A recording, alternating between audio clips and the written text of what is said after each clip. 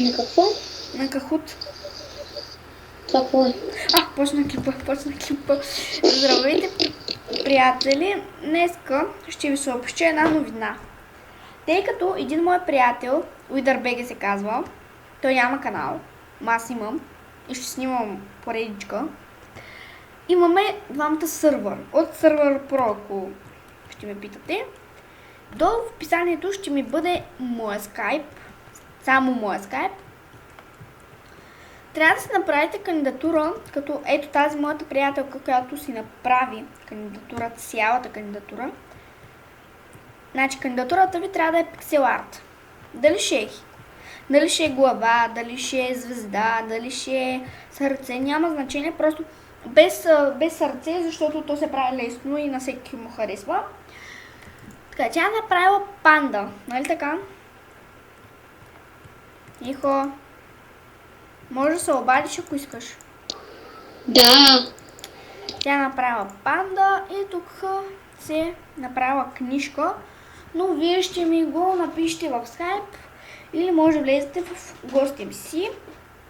Няма значение, но тези, които имат Skype, може да го направят Skype, тези, които имат Minecraft, може да влязат в гостите си.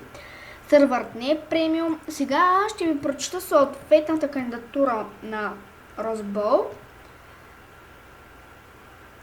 И ще прочета въпросите. Вие ще се досетите какви са, като прочета кандидатурата. Така, първо тя се е заглавила кандидатура. Ще се кандидатура. Първият въпрос е как се казва, че е написала Вероника Розбол. На колко години? Тя е на 11. Защо искате да влезете в сървъра?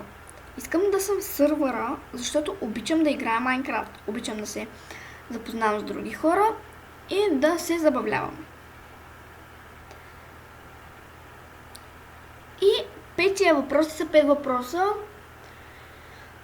Долу ще ги пиша въпросите. Ако някой те дразни, на кого ще се оплачеш? Естествено, тя е написала, ще се оплача на създателя, който е UiderBG, но може и на мен, естествено. Все пак аз съм помагала за сървъра и така. Това беше за този клип, така казано. Ето, това е такива неща по земята, не. Само ето такива пиксел артове. Така, снимате ги и ми ги пращате в скайпа, който ще бъде долу в описанието. И общо взето така. Ще протече цялата кандидатура. Довиждане, хора. Надявам се... също има 8 места. По принцип са 9, но пазим едно резервно за приятеля на създателя. Нали, тя е моя приятелка, пък приятеля на създателя още не е влязал. И 8 места има. От вас ще изберем 8 човека. Все пак. Да, и довиждане и записвайте.